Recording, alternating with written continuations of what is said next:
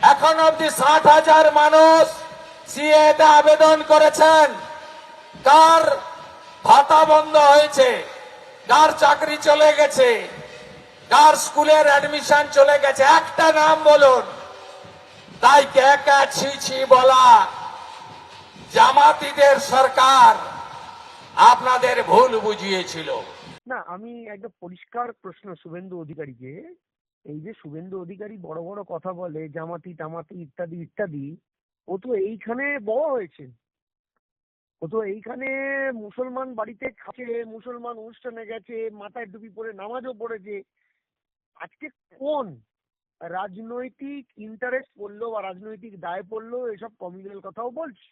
এক। 2 নম্বর হচ্ছে রোহিঙ্গা রোহিঙ্গা বলে চেঁচালো। আমি প্রশ্ন করেছিলাম যে একটা ঘুষপেটিয়া বা একটা রোহিঙ্গা বা একটা অনুপ্রবেশকারী বার করুন। ওদের নেতা, ওদের মন্ত্রী, ওদের সংসদ বলছে যে যদি 1 লক্ষ নাম মতুয়াদের বাদ যায় তাহলে যাবে। এটা তো তৃণমূল কংগ্রেস বলেনি। তাহলে কারা জামাতিদের সরকার?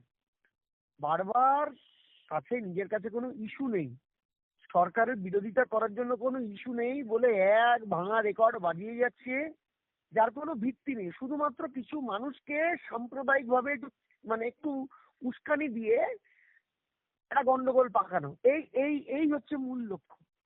একটা কথা পরিষ্কার, এটা একটা ভোঁতা অস্ত্র। সাম্প্রদায়িক দাঙ্গা লাগানোর যে প্রচেষ্টা, সেটা একটা ভোঁতা অস্ত্র, এবং এই ভোঁতা অস্ত্রই শুভেন্দু যতদিন চালাবে বিজেপির তত সিট কমবে।